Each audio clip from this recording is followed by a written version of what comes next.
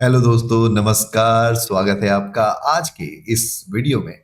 और इस चैनल का नाम है वीएफएक्स वाला ज्ञान, जो कि आपका अपना चैनल है। तो चलिए, आज हम बात करते हैं एक बहुत ही ज़रूरी टॉपिक पे। आप देख सकते हैं मैंने इंटरफेस ओपन करके रखा हुआ है माया का। और शुरुआत में कई बार ऐसा होता है कि जब आप पहली बार माया के इस इंटरफेस को देखते हैं तो आपको डर लग सकता है। लेकिन अगर आप इसे अलग अलग सेक्शन में बांट दें तो ये काफी लॉजिकल भी है और इजी भी है। तो चलिए, आज की इस वीडियो में इस पूरे इंटरफेस को एक ब्रेक डाउन करते हैं। सबसे पहले आप इसका जो टॉप सेक्शन है इसको देखें, जहां पे आपको मिलता है मेन्यू बार। और आप इसको बोल सकते हैं कि ये माया का एक ब्रेन है।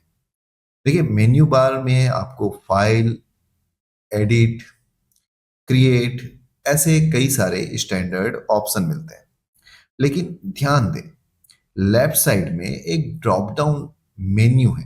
ये आपको दिखाई दे रहा होगा, जहां पे अभी क्या लिखा हुआ है, मॉडलिंग। ओके। और जब आप इसे चेंज करके रिगिंग में कन्वर्ट कर देते हैं, जैसे अभी मैंने रिगिंग कर दिया, तो आप देखेंगे कि मेन्यू में भी चेंज आ चुका है।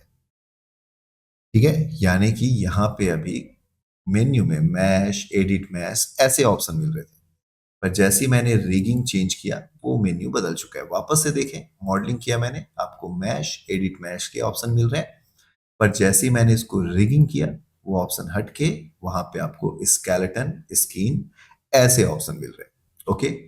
तो अगर एनिमेशन ले ले तो क्या होगा, तो आप देख सकते हैं आपको की, प्लेबैक ऐसे ऑप्शन मिलने लगे। तो ये था आपका मेन्यू बार, और नीचे जो अभी हमने चेंज किया इसे हम कहते हैं मेन्यू सेट। ओके। अब आते हैं सेकंड पॉइंट पे, जो कि है स्टेटस लाइन। तो देखिए, मेन्यू बार के जस्ट नीचे ये जो ऑप्शंस आपको दिख रहे हैं इसको हम कहते हैं स्टेटस लाइन। ठीक है। इसमें कुछ बेसिक शॉर्टकट्स हैं जो आप बार बार यूज करते हैं, जैसे कि फाइल को सेव करने के लिए सेव का एक आइकन, न्यू फाइल लेने के लिए न्यू का आइकन, फाइल ओपन करने के लिए ओपन का आइकन, और इसी तरीके से अंडू और रीडू के ऑप्शंस दिए हुए हैं। साथ ही यहाँ पे और भी ऐसे कई सारे ऑप्शंस दिए हुए हैं। ये सारे ऑप्शंस को एक बार पॉइंटर लेके जाएं और अच्छे से देखें ताकि आपको याद हो जाए। और इस लाइन को हम कहते हैं स्टेटस लाइन। अब आते हैं उसके नीचे। इसके नीचे आपको क्या मिल रहा है, ये बहुत सारे शेल्फ्स मिल रहे हैं। ठीक है, यानी कि शेल्फ मिल रहे हैं, जिसमें आपको हर शेल्फ के अंदर अलग अलग आइकन्स देखने को मिल रहे हैं। ये जो है ये आपका एक टूल बॉक्स है। अब इस टूल बॉक्स में होता क्या है, इसमें अलग अलग टैब होते हैं, जैसे कि कर्व्स, सरफेसेस, पॉली मॉडलिंग, इस तरीके से अलग अलग टैब है। जो टूल आप सबसे ज्यादा यूज करते हैं, जैसे जनरली आपको मॉडलिंग करना है तो क्यूब, स्फेयर, इन सब से आप शुरुआत करते हैं, सिलेंडर। ओके। तो ऐसे जो टूल्स हैं जिसका आप सबसे ज्यादा यूज करते हैं, वो सारे टूल्स यहाँ पे शेल्फ के अंदर में अवेलेबल होते हैं। तो ये तो अभी हमने समझ लिया। अब चलते हैं थोड़ा टॉप से लेफ्ट साइड की तरफ। तो देखिए, लेफ्ट साइड में आपको लेफ्ट वर्टिकल बार में टूल्स दिखाई दे रहे हैं। ओके, यानी कि ये टूल बॉक्स मिल गया। अब इस टूल बॉक्स में अलग अलग टूल है, जैसे कि सिलेक्शन, या फिर लेसो टूल, या फिर paint selection tool, move tool, rotate tool, scale tool, viewport का लेआउट। तो ये सारे ऑप्शंस आपको टूल बॉक्स में मिल रहे हैं। टूल बॉक्स से जस्ट लगा हुआ एक और पैनल है, जो है आउटलाइनर। अब ये जो आउटलाइनर है ये एक सीन का पूरा एक लिस्ट है। यानी कि आप जो भी ऑब्जेक्ट व्यू पोर्ट पे तैयार करते जाएंगे उसकी लिस्टिंग यहाँ पे आप आउटलाइनर में देख सकते हैं। अब होता क्या है कि जब भी आपको कोई भी ऑब्जेक्ट सेलेक्ट करना है, तो या तो आप यहां से सेलेक्ट करें, या फिर आप आउटलाइनर से उस ऑब्जेक्ट को सेलेक्ट कर सकते हैं। बहुत फायदा है इसका सिंपली तब जब आप एक कॉम्प्लेक्स सीन में काम कर रहे हो और आपको किसी ऑब्जेक्ट को व्यू पोर्ट में सेलेक्ट करना थोड़ा मुश्किल जा रहा है। तो अब आ जाते हैं थोड़े सेंटर पे, क्योंकि अभी हमने जो बात की उसमें हमने एक शब्द यूज किया, व्यू पोर्ट। जी हाँ, सेंटर पे ही आपको व्यू पोर्ट मिलता है, जो कि एक तरीके का स्टेज है। बाय डिफॉल्ट यहाँ पे जो आपको व्यू पोर्ट मिल रहा है ये है पर्सपेक्टिव व्यू। यही आपका एक 3D वर्ल्ड है जहां पे आप अपने मॉडल को क्रिएट करेंगे और मॉडिफाई करके उसको देखेंगे। इसके अलावा इस पैनल का आपको पैनल टूल बार भी मिल जा रहा है विद मेन्यू। ठीक है, तो पर्सपेक्टिव पैनल का आपको यहाँ पे टूल बार टॉप पे देखने को मिलता है। इसको भी आप अच्छे से देखें। अब आते हैं राइट साइड पे। तो देखिए, राइट साइड पे आप कह सकते हो कि पूरे माया पे जो भी ऑब्जेक्ट आप क्रिएट करेंगे उसका जो डीएनए है, वो डीएनए आपको राइट साइड पे देखने को मिलता है। तो होता क्या है राइट साइड में? राइट साइड में सबसे पहले तो आपको एक चैनल बॉक्स देखने को मिल जाता है।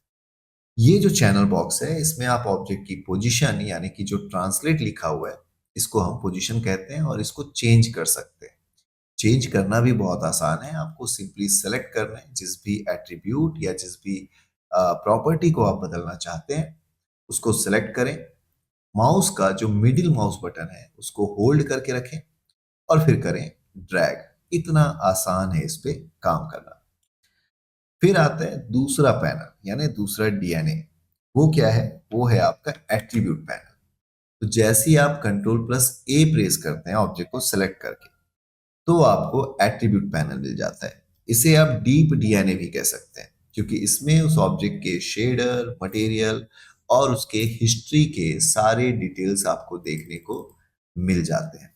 और जैसे जैसे आप अपने ऑब्जेक्ट पे काम करते जाएंगे, जैसे कि अभी मैंने इस तरीके से काम किया, तो आप देखेंगे कि उससे रिलेटेड यहाँ पे हिस्ट्री क्रिएट होते जा रहा है एट्रीब्यूट पैनल पे। ओके, अब आते हैं हम तीसरे पैनल पे, जो है आपका मॉडलिंग टूल किट।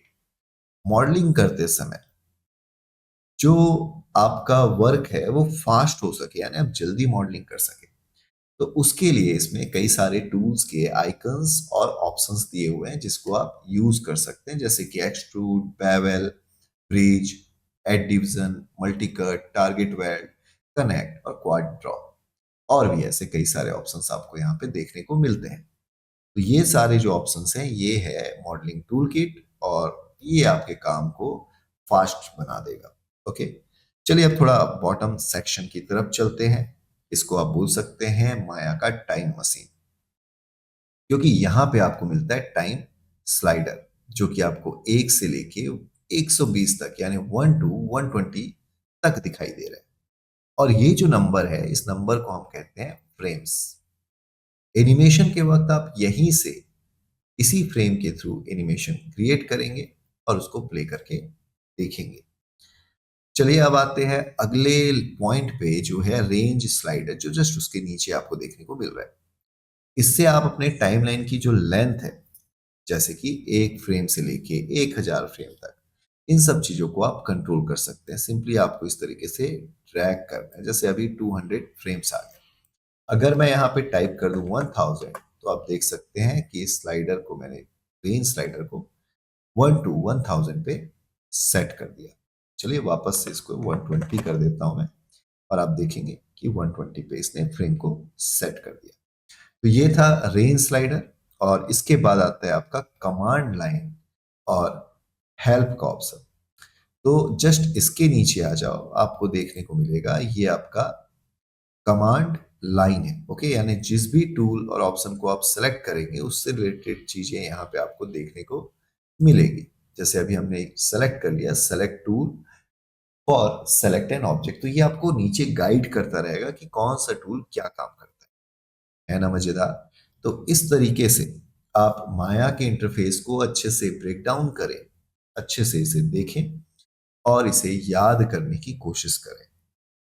याद क्यों करना है इसको मैं आपको आगे अच्छे से समझाने वाला हूं, पर अभी के लिए आज की इस वीडियो पे बस इतना ही। एक ही काम है आपके पास अभी करने के लिए कि माया के इंटरफेस को ओपन करें। टॉप, लेफ्ट, सेंटर, राइट और बॉटम, ऐसे करते हुए सेक्शन को ब्रेक डाउन करें और उसको अच्छे से देखें, समझने की कोशिश करें। लिखना चाहें तो लिख भी सकते हैं, और याद करना बहुत ज्यादा जरूरी है। तो चलिए, कर दीजिए लाइक इस वीडियो को, और अगर आपके मन में कोई सवाल है तो आप कमेंट करके पूछ सकते हैं। मैं मिलूंगा आप अगले वीडियो में, तब तक के लिए यही कहूंगा, लेते रहे वीएफएक्स वाला ज्ञान। धन्यवाद।